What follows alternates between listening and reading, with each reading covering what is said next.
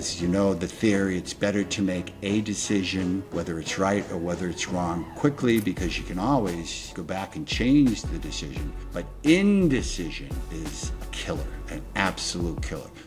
Today I'm sitting down with Ernie Boch Jr., CEO of Subaru of New England and one of the last remaining auto distributors in America. We unpack how he transformed a family dealership into a regional empire, drove Subaru's explosive growth in the Northeast, and the key lessons dealers should take away, especially in uncertain times. A big thank you to our sponsors for making today's episode possible: CDK Global, Connect, and Nomad Content Studio. And now let's get into the show. Ernie Boch Jr. on the CDG podcast. Ernie, welcome. Hey, thanks. Proud to be here, by the way. Proud to have you on, man. How are you? I'm good. It's a beautiful sunny day south of Boston. Oh, yeah? I know. It's also sunny here. It's about time. Froze my butt off already with all this winter. Yeah. Talk to us a little bit about your background. What's the net worth of the background behind you? Well, I'm in my auto salon. I consider myself a preservationist, not a collector. I'm third generation in the automotive industry. I'm going to my son's graduation Friday, and he will be fourth generation. So I'm excited about that. Very, very excited about it. Ernie, for those that don't know you or have heard of you, can you just tell us, quickly, like, who are you? Okay. I was born in 1958. My grandfather started the business in 1938. My father took over in the late 40s, early 50s. And I grew up in the industry. I really saw the industry in the 60s and 70s when I used to sweep floors, fix roofs, paint walls. I put a tie on for the first time in 1984, and my father threw me out on the showroom floor with zero training, by the way. It was quite different back then, and I worked myself up. I got fired a few times, did this, did that, and then my father died in 2003. So I've been running the show myself with my team for over 20 years. Okay, now when you say businesses, because I want to dig into this, your father had started, was it just a Subaru dealership or distributor? No. Can you give us? My grandfather started a gas station. Okay. My grandfather started a gas station on Route. My grandfather started fixing cars in his garage on Neponset Street in a small town south of Boston. Business became so good, he quit his job at Boston Cadillac and opened a gas station on Route 1 in Norwood, Massachusetts. And from there, that's where it built. One thing led to another. It was successful. Back then, there was a lot of hand-to-hand. People would go somewhere and do it. So manufacturers came to Route 1 and talked to my grandfather, talked to my father, and that's how they got the initial franchise of Nash. Nash turned to Rambler. Rambler turned to American Motors. American Motors turned to Chrysler. Chrysler turned to Stellantis. So, Ernie, bring us fast forward a little bit. How did you get from being, grandfather owning a gas station to today you are the CEO of Subaru of New England, which is not a dealership, it's a distributor, which I don't think we haven't had any distributor on the pod in any form or fashion. There's only 4 distributors left in the United States. Only 4 right now for the automotive industry. There's 2 Toyota and 2 Subaru. The distribution model was started because the manufacturers didn't have inroads to the market, so they pick one guy to build the market, the manufacturer sells the car to the guy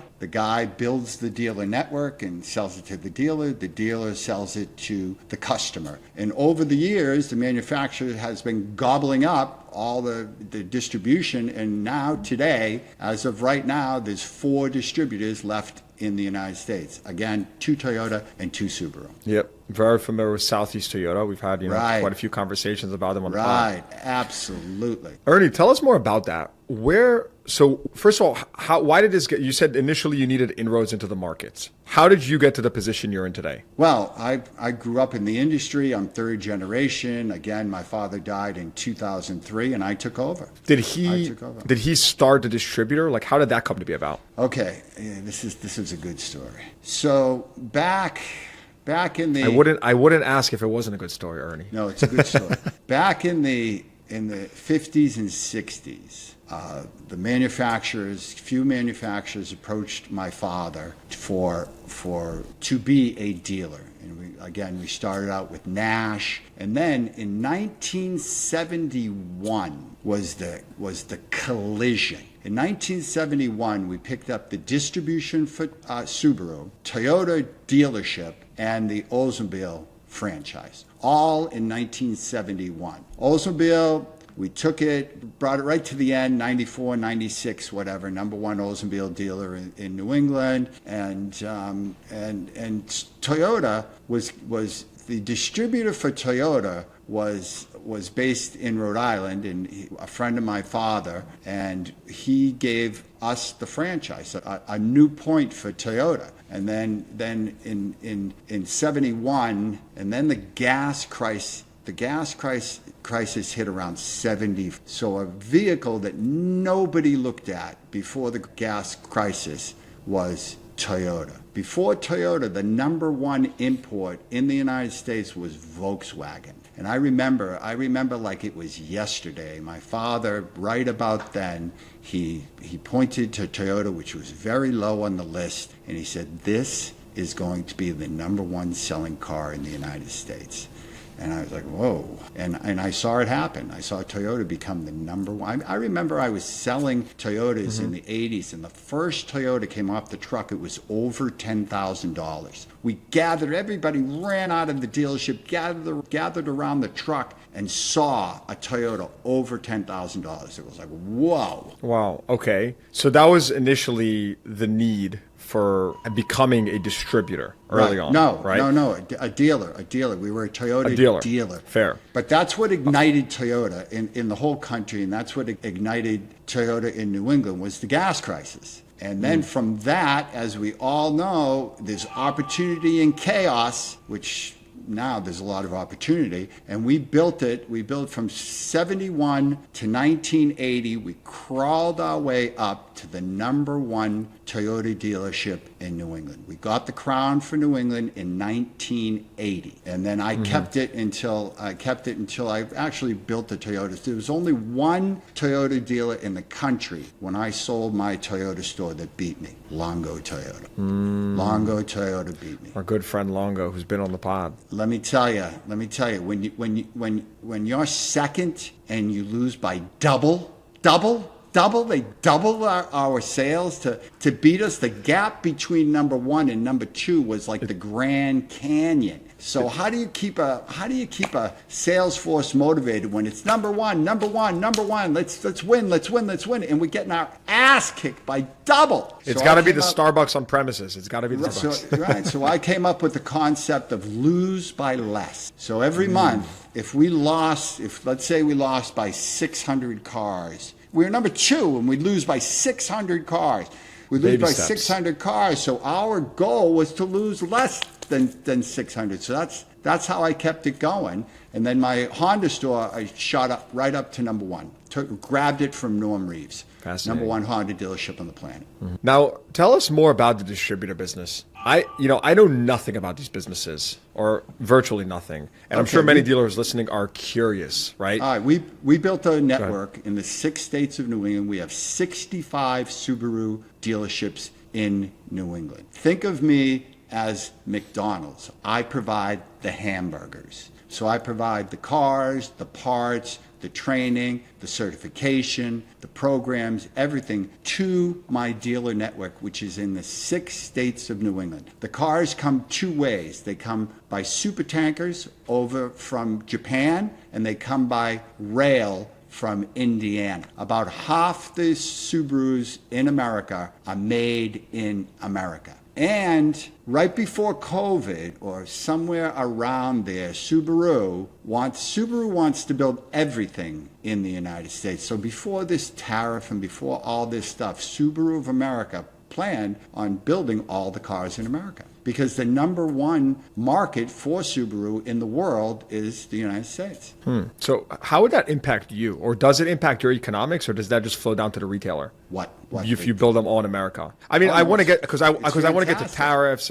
It's fantastic. It's fantastic. I mean, it's the same. It's, it's either built in Japan or built in America. I remember when I was at Toyota and the Camrys started building in America. The Camrys. And the customer used to come in and they'd say, I want a J number Camry, which the VIN began with J, and it was built in Japan. They were the customer when Toyota first started selling Camrys in the building Camrys in the United States. The Toyota customer was so used to Japanese that it took them a while to realize the ones built in the United States are the exact same ones built in Japan, except a different VIN starting number. Interesting. So tell me more now. You mentioned that the OEMs have been gobbling up these distributors, which there's only 4 remaining. It's only 4 remaining. So what's their incentive? Are they just expanding their margins, right? Why are they doing that? No, I mean, that's over. The distribution, the 4 distributors in the United States right now, Toyota's not going to buy the 2 and Subaru's not going to buy the 2 because when you factor, in most cases, factory stores will be beaten by owner-operators. Stores will be beaten. Explain that. But here's a good example. We have a chain, the 99 restaurants. Are you familiar with the 99 restaurants? No. It's a Northeast chain. And there were stores that were franchised where owner, operator ran the store, and then factory stores where 99 owned them. And when they closed down the 99s in New England, they closed down all the factory stores. They didn't close down the stores that the guys owned that were doing fantastic. And listen, I have nothing against the Publix. But it's when you have a guy that's there working, owner, operator, it's very, very difficult to beat him. Like, let me give you an example. Yeah, please. I have 65 AORs, areas of responsibility in New England, from the number 1 area to the number 2 area to the number 3 area. So you figure the guy's got the 5th largest area, he should be number 5. Right? It kind of just, loosely makes sense. If the guy's got the biggest area, he should be number 1. If he's number 1 AR, he should be number 1 in sales. But it's not like that because you've got the individual. And the individual, for example, right now, the number 1 guy, the number 1 and number 2 guy that toggle back and forth in New England is the number 50th out of 65. This guy's got the 50th largest, which is the 15 from the bottom, and he's number 1. And he's number 1. How do you reconcile that? Like, what is again, for someone like me that's completely ignorant here, what are you able to do? How are you able to execute better? Like, what are those levers? Well, first of all, I'm private, okay, which is a major, major thing. The buck stops with me. We make decisions like that. As you know, the theory, it's better to make a decision, whether it's right or whether it's wrong, quickly, because you can always go back and change the decision. But indecision is a killer, an absolute killer. So we can move on a dime. We've got it going. And the dealer network. If you're a Subaru of New England dealer, you have all the incentives that the factory gives you. You have all the incentives. And then I can sprinkle off more incentives. I can put an extra $500 on a car, extra $100 on a car. I can do a sales manager program. I can do a general manager's program. We have a program we just launched that we've been doing for years called Dress for Success. The top guys that win, I take them to some fancy men's boutique, and they get to pick out suits all night. It's wow. There's a lot you can do. You just taught me something that I didn't know. So you can basically, I get that. You can pull some levers to incentivize vehicles to move. Over and above the factory. But Ernie, so now here's another question, right? Like, what's your incentive to do that? If you've already sold those vehicles to the dealer, hypothetically, right? They're in the dealer's possession. What's your incentive to do that? Is it so that you can sell them more vehicles?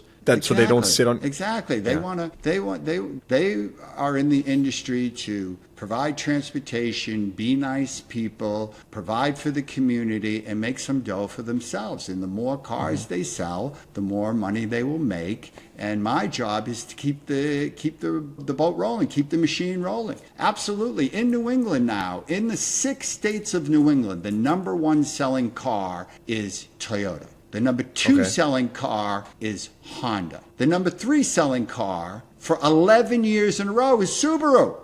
But remember, you got to keep this as a little asterisk. In 2022, I beat Honda 17 months in a row. So it was Toyota, Subaru for 17 months in the 6 states of New England. This is super interesting because if I was, basically from what I'm understanding from you, if I'm a dealer and I am operating a store that the distribution channel is from a private owner like yourself, I potentially have a competitive advantage. That store may be worth more because there is another, you are part of the value chain or the supply chain here, and you have your own set of economics. You're a private player. Like you said, you can put incentives in addition to what the manufacturer is doing. And so that can actually benefit me because there's another player in the ecosystem who needs to move metal. Right, I can help move the market. Wow. I can help move the market. That's very interesting. And I was a big retail dealer. I know these guys. I know what it takes. Yeah. I have an incredible relationship with my dealers. I mean, I would like to think that. You can talk to them for days. But I think I have an unbelievable team at Subaru of New England. I got a lot of ex-Nissan guys with me. Interesting, Nissan. That saw the ship, taking in water and jumped, and they've been with me for years. This episode is brought to you by the new CDK SimplePay. It's the only payment solution that's built into CDK for unrivaled reliability, financial efficiency, and compliance. Whether it's text to pay, contactless payments, remote payments, Apple and Google Pay, or just a tap of a credit card, CDK SimplePay makes it easy for customers while increasing your accounting team's efficiency by an average of 10%. And because it's CDK, setup and onboarding is fast with hardware that's ready to go. So you can learn more at cdk.com/simplepay or click the link in the show notes below. So you're hiring from OEM. What'd you say, Ernie, what's your North Star at a company like this? Is it just, inventory turn time, similarly to a retailer? Or what do you track? There's so much. We have Subaru is a very, very unique brand when it comes to the public. We have the Subaru Love Promise. Are you familiar with the Subaru Love Promise? No? I am familiar. Tom Dole actually told me about that on the podcast. It's the cornerstone of Subaru. I asked him about that on our podcast. Yeah, we're out there, we're selling cars to the community, but we're not only selling cars to the community, we're in the fabric of the community. We care about these people that are adjacent to the Subaru stores in the area of responsibility. It's more than just selling cars. That's not what we do. We provide a service for the community, and we help the community. We donate millions of dollars to keep everything smooth and nice. It's what we do. Mm-hmm. What does your day look like? Well, I start. Okay, let me say, what does an average day look like? Because you're not, coming in and showing up to the box and seeing a customer being closed. I mean, this is very different than that. So what does your average day look like as a distributor? Right. Since I sold the retail stores, which I was in slugging with them, and I stopped going into the office a couple years before COVID. And it was a plan. I'm 67 years old. By no means am I semi-retired or retired or stepping back. You got great hair. You got great hair for a second. Look at me. I'm receding already. I need to get on a one at this pace. I got to go to Turkey to get some plugs. Look at this. Yeah, terrible. Don't do that. Don't do it. Just shave the thing and. I'm not going to do it. I promise. Accept it. Yeah. But now I don't go in every day, and I have a guy that is the day-to-day guy, and the decisions that they come to me for the big decisions or strategy. That's what I do. I have my own foundation called Music Drives Us. I have an Emmy-winning TV series called Life in Six Strings. We interview guitar players. But the bottom line is I really don't go into work. I get up about 6:30. I have my coffee. I check everything. I work out from 11 to 12. I have my breakfast, and then meetings start at 2 to about 5. You know, one thing that's funny is when I first met you, it was at NADA 2 years ago. I want to say at Dave Canton's event. Yeah, and, Dave Canton. With yeah, Grant. and we were. Yeah, exactly. And we were sitting, and I hadn't met your business partner yet, which Jeff. Oh, my general manager. Jeff, Jeff. yes. Jeff So, Rubel. I hadn't met him yet, but we were just sitting there, and I had my phone on the table, and we just started chatting, and he saw the CDG logo as my background, and he's like, "Oh, right. do you know that?" I was like, "Yeah, that's it's my company. It's what we do." He's like, "Oh, you're a car dealership guy. I didn't know." Well, this is before you came. This is before Correct. And it was great. Yeah. It was really funny. So we kind of hit it off, and he's like, "Yeah, we love the podcast." And so that was it was a funny moment because it was that it was the same day actually. Yeah, so. and anybody in the automotive industry should be familiar with Grant Cardone. You know, he was there as well. The very controversial Grant Cardone. I happen to be on Team Cardone. I've known Grant since the 80s, and let me tell you, the guy's making it happen. Whether you love him or whether you hate him, he's a force. So what's Team Cardone? Is this like a figurative thing, or is this literally? Yeah, like no, a club? figurative. I was like, is this like a Ponzi scheme or something that I'm not invited to? Or? Listen. He's had his controversy. He's had this. He's had that. I love the guy. I think the guy's amazing. I've known him since the 80s. The guy, the way the guy has grown his business, and just the way that he presents himself on social. I love the guy. Ernie, you're like pretty creative, and I'd say pretty is an understatement. Just if you just Google your name, you see like, guitars, cars. I mean, it seems like you have like a strong creative side to yourself. I'm curious how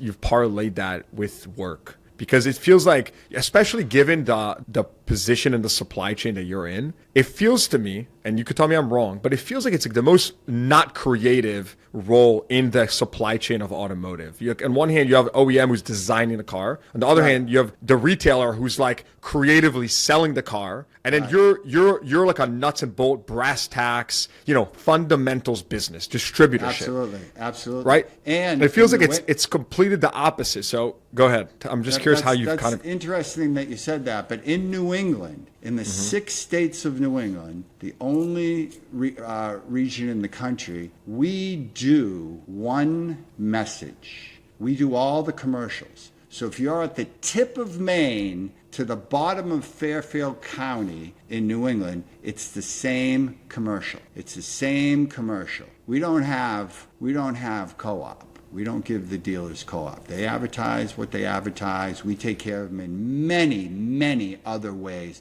But we have one voice. And we produce the commercials. I have an in-house advertising agency called Consumer Creativity that we've had since the 70s. And not only do we produce the commercials, we write and I play on the jingles. You do them. Wow.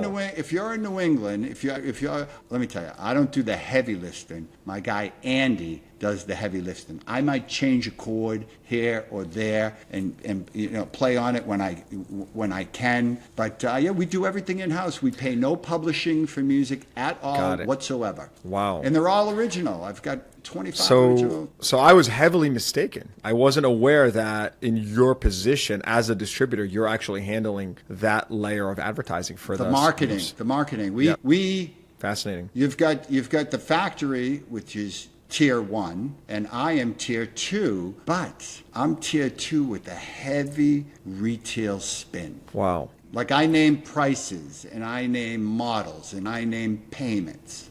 So you're in the thick of it. That's awesome. Yeah. Dude, has Subaru tried at any point to buy you out, or like are they looking to?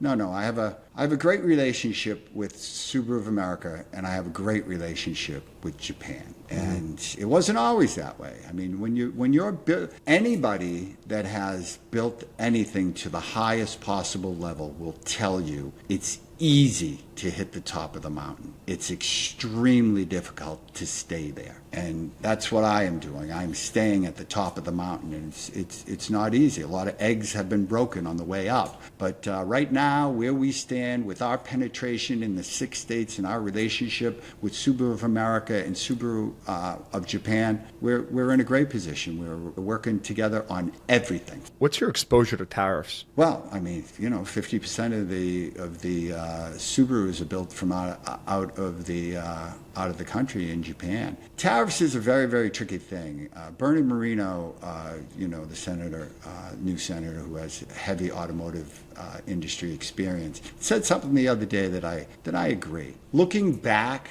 at this in history, it's just going to be a blip. It's going to be a blip. And right now, the number one thing to remember with tariffs is don't panic. Do not panic. It's going to stay the course. Whatever comes, the auto industry it's almost always in crisis. There's always something. You know what I mean? It's right when everything seems to go well, shit hits the fan. And the dealer body in the automotive industry is very, very resilient. So don't panic. We'll get through this. Yeah, that's interesting. But in your position, though, right? Like, are you? Of course, there's volume and throughput, but as a distributor, are you, I'm assuming you're not exposed to like margin compression from tariffs necessarily, are you? Well, I mean, they're charging them. They'd have to charge me. I'd have to charge the dealers. So yeah, I'm right in the thick of it. But yeah, but essentially, in theory, it does get passed down, right? Because everything gets passed down. Yes. Yeah. What's it like? Traveling to Japan to meet with Subaru. I have to imagine you've done that quite a few times. I've been going to Japan once a year since 1986. In the 80s, the Japanese, and I can say this because I love the Japanese, and they were wound up tight. Let me tell you, they were, the suits and all blue suits, white shirt, red ties. They were everything, suit.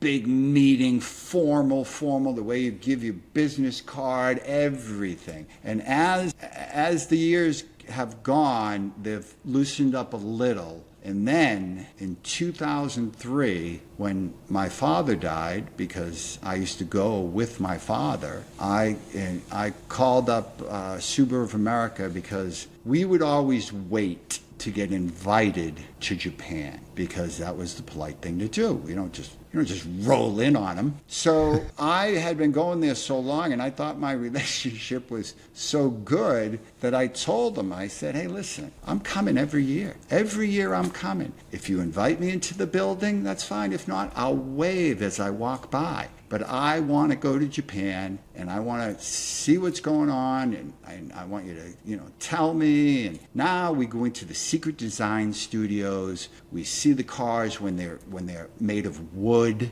when they're made of clay, when we can change things, get the input, and And right now, I basically go to meetings like this. I might put a scarf on to dress up, but they've accepted me the way I am, and I think they've accepted me. It's a wonderful thing. Yeah, I think they've accepted me the way I am because of my performance. I mean, if I was sitting there and I was doing a shit job, believe me, I'd have to be in a suit. But because I'm, killing it, I could dress like this. Yeah, what's the relationship like there between an OEM and a distributor? I mean, I'm assuming they can't fire you. So, how would that work? No, I'm independent. I'm independent. You're independent. But what happens is they change presidents about every 5 years. So I go in there and I get buddy with the president. Everything's good, and boom, they change them. So over the years, I've learned that the next president is always in the room. So you got the big guy, and the next president is somewhere in there. And I always have made a point to be cordial to the Japanese, to be respectful. And back in the day, I used to drink with them. I used to drink with them, but I can't drink like that now. I just can't. I cannot drink like they drink. It gets tough, huh? It gets tough. So a lot of stuff happens, during the drinking process. And I don't think I'm talking out of school. Everybody. No, why not? Everybody knows. Everybody. It's common knowledge. But I can't drink like that anymore. This episode was brought to you by Connect AI. Did you know that your 1, 2, and 3-star reviews can cost your auto dealership up to 30 leads per day? Connect AI will help eliminate and remove negative reviews from your online sites, such as Google, Meta, third-party listing sites, and more. Connect also uses AI to respond to reviews and deliver sentiment analysis in real time. See why more than 10,000 dealerships in North America use Connect every day. Find them online today at connect.ai. That's KENECT.ai, or click the link in the show notes below. Yeah, man, I don't blame you. I'm not your age, and I feel that way, so I can only imagine. But they're great.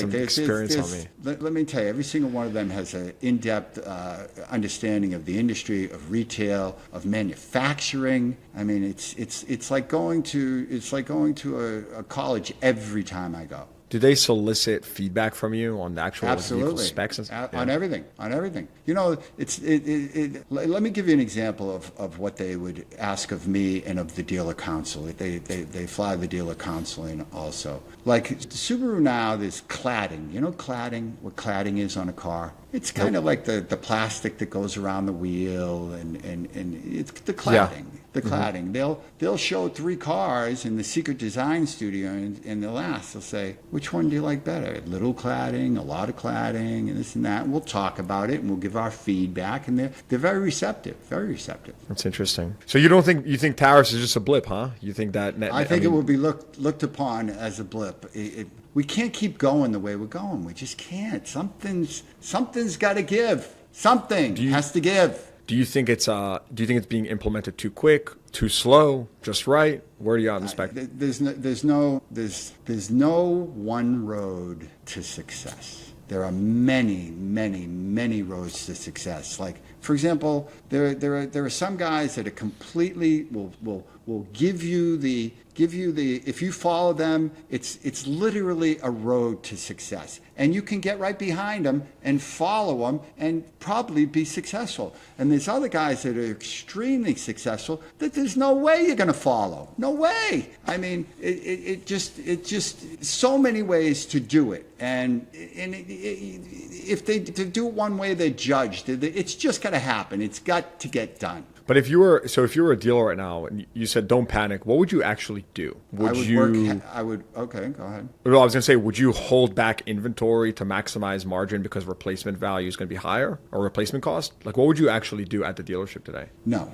I wouldn't. I would work very, very closely with my factory rep, with the zone manager, and try and get in there. And if you don't know them, get to know them. I think every manufacturer, of course, the dealer rep is the DM is a very, very is your lifeline to the factory, and then the zone manager. The zone manager is a lifeline, and get to know them, get to see, do some investigations. Don't sit in the showroom floor and decide yourself, oh, I'm going to hold back, I'm going to do that. Never. That's a bubble. Never. Get the information. Go out there. Investigate. But if I was running, first of all, you can't even get Toyotas now anyway. The Toyota inventory is so low, and that's why they're super getting low the money. But I never, ever believed in charging over sticker. I would never tell my guys, my dealers, not to charge over sticker because it's their independent business. And I would prefer they don't, but if they do, there's no penalty or anything like that. But I wouldn't charge over sticker. I wouldn't hold back on sales either. I would get educated and make the right decision. Mm-hmm. Ernie, as a distributor, how do you actually make money? Like, do you make money when you equip the car with features? When you actually sell the car? I make money when I sell the vehicles to the dealer. That's when I make money. I make money. That's the first step. Yeah. And then is there any, like in this business model, are there any other profit centers, like financing, anything like that? Parts, training, certification. Like, for example, all the certified techs that are in all the Subaru dealerships throughout New England are certified by me at Subaru University, which is part of my corporate headquarters. Okay. Yeah, so you dip into some service and training. Any new model that comes in, we have it there. My guys rip it apart, and I've got some super cool technology. Some like really cool. Hang on. I have some proprietary technology that we're developing right now that no other manufacturer or anything did. I'm working with Microsoft on it. The only thing I can tell you is that you know that Tom Cruise movie where he's sitting there and the screen comes up in front of him and he starts flinging his hands around and doing it and getting that done? That shit is real. That is real. It's real, and it saves, you know, if I have a car in my highest point in Maine and I have to send a guy up there because we're the only ones that can figure it out, no, I don't have to send a guy up there. instantly appear. Things are changing, huh? Things are changing. What do you think? What's the dealership going to look like over the next couple of years? I mean, do you think we're going to see meaningful change in this age of AI, or is it, not Absolutely. going to be as? I look at it. I've been exposed to the industry, walking around as a kid since the 60s. It's a whole new world. And again, dealers are resilient. And what's really nice is in the United States, the franchise laws are very, very strong. So the manufacturers tried skirting by the dealers. And the dealer network and the franchise model will continue. You just have to do the right thing and keep everything under control. And for the next 100 years, it'll be fine. And am I correct? You still have a Ferrari and a Maserati store? Is that true? Yeah, retail. I'm a Ferrari dealer and a Maserati dealer. Get out of here! I don't know how we haven't discussed that one yet. And where's that at? When I sold all my other retail stores, the body shop, rentals, all the stuff I had, I am, I had Ferrari, Maserati, and I knew that if I ever sold that Ferrari store, I'd never get it back. So I'm a loyal Ferrari dealer. So you really bleed cars over here. Yeah, and I hope this goes to note, and I hope somebody from the Ferrari factory is seeing that I'm with you, and whatever you want, you have. How's business at the Ferrari store nowadays? Ferrari's good because they always make, just not enough. Just not enough. And what's nice is if the regulations continue to be, eased up on, the 12 cylinders will be alive and well. A lot of people, because of the last administration, stopped the 12 cylinders and stopped the big motors and stopped this and stopped that. It was almost like in the 60s, the insurance companies killed the muscle car, and then in the 2000s, the government killed it. So hopefully everybody will take a chill pill and let us drive what we want. If we want to drive electric, we'll drive electric. If we want to drive a big 12-cylinder car, we can do it. I have to imagine it's also a pretty recession-resistant business, given your client base, probably, No, that's not true. That's not true at all. No. Really? Tell me more. No. Because, even though a Ferrari customer is very well heeled and has the discretionary money to do it, today, spending money is just not about spending money if you have it. It's a whole concept. Like, for example, my father was a depression baby. You know what a depression baby is? It's a depression baby. And he was always, expenses, which I am like also. You got to keep the expenses down. Take care of everybody, but keep the expenses down. And some people, even though they have the money, the environment won't mentally let them pull the trigger, So it's there's nothing that's recession proof. This episode is brought to you by Nomad Content Studio. Many dealerships are still getting social media completely wrong. They either ignore it, post inventory photos, or hand it off to someone on staff with no strategy. Meanwhile, the dealership down the street is racking up millions of views and turning those views into real car sales. That's where Nomad Content Studio comes in. They're the team behind the dealers you actually see online. Their system trains a videographer, tells you exactly what, who, and how to film, then storyboards, clips, the raw footage, and posts the content daily across all your social platforms. They literally do it all for you. They're the same team behind some of the top dealerships and biggest automotive influencers today. I believe in them so much that I even personally invested in them. If you want your dealership to be next, head to trynomad.co. That's trynomad.co to book a call, or click the link in the show notes below. Interesting. Yeah, I mean, I get that because, coming from a lower middle class upbringing and eventually, moving middle and then kind of upper middle and all that, I think you can see the habits and just personality, the traits that you don't lose, whether it was as from you were a kid or, I see it in family members and stuff. You just see that there's certain things that you could be a multi-billionaire, but you're still going to squeeze the tube of toothpaste till the last drop. Absolutely. You know what I mean? When I was growing up, I didn't grow up as a rich kid by anything. When my father he put every dime back into the business. Every dime. So it was, I was about maybe 20, 21, already left the house. That's when he really started to make the dough. So I grew up, you know, and I grew up with 3 sisters and 3 bedrooms. I mean, I had my own bedroom, 2 sisters shared, and one had their own room. In a very modest ranch. Wow. Where was that at? Massachusetts? Yeah, south of Boston. I went to public school, walked to school, went to public school, went to public junior high, went to public high school. Yeah, you know, my graduating, I was the last of the baby boomer. My graduating class was like 650 people. Wow. Yeah, there were people, when I was a kid, there were people everywhere. Wow. Ernie, you're 67. You have another 50 years on planet Earth at the pace of modern medicine's improvements. I hope. What's next for you? What do you think? Well, What's on your mind? My son will be 4th generation.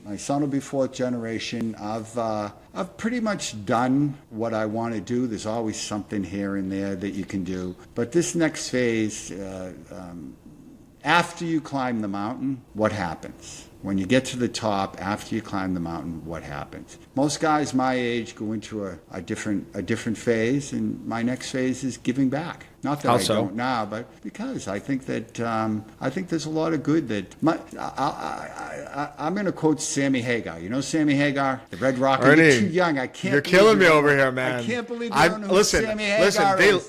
They laugh at me. They laugh at me on the team. They're like, you suck at like pop culture, at movie culture. Wow. I'm terrible at it. So I'm going to go with no. Anyway, there's a rock star out there. He was the second lead singer for the band Van Halen. Okay, I know them. I've heard of Van Halen. His concept, and when he told me this, I looked at him and I go, Sammy, I'm stealing that. Can I steal that? And he said, Ernie, you can steal it. Money is not bad. And people that have money aren't bad. You can be bad with money. But money is a tool, and money can do great things. It's how you use it that determines if you're a good person or a bad person. So, you know, if you have some dough and you're a good person, a lot of stuff can get done. I think anyone that would think that I don't think that would make any sense to say that, you know, money is bad. Number one is like, I think if you want money, you have to want money, right? Like you'll never get money if you don't want money, because someone else is going to want that money much more than you. But I agree with you that, you know, I saw this quote one time. It's like, you know, money is the best vehicle for change, or specifically business. You know, a for-profit business is the best vehicle for change that exists. Right. And I tend to agree with that. Right. And that's why this attitude that's kind of floating out there that you know, those with lots of money are bad people, instantly bad people. I mean, it's not. It's what you do with the money. Yeah, I mean, I'd like to believe that's a loud minority. I'd like to believe that. It's absolutely a minority. Was proven in the last election. Absolutely. It's nonsense. So, well, dude, this has been quite interesting, man. So, loved hearing your story. I watch your show. Your show is very educational. I'll tell you, you have automotive news on your phone, and you watch your show. Your ear is to the ground on the industry, and you can really use it as a tool. So, any favorite episodes on the podcast? I like the ones that get down and dirty and talk about working deals and you like the details, right? I like the detail because I've been out of it. I sold my stores 6-7 years ago, you know, and you know, I'm still in the industry. It's just a different thing. Instead of retail, it's B2B. And Ferrari, make no mistake, Ferrari is the automotive retail business, but it's more like rolling art. You know, it's more like rolling art. That's a good way to put it. And your customers at the Ferrari store, I'm assuming they're just from all over the country. Are they pretty regional? Yeah, we can. Yeah, because of course, if you have a franchise, you always sell pre-owned, and then you can sell pre-owned all over the country. Yeah. Incredible stuff. Ernie Boch Jr. Dude, we've been a long time in the making. I appreciate you coming on. I appreciate it. And any closing thoughts before we wrap up? Don't panic.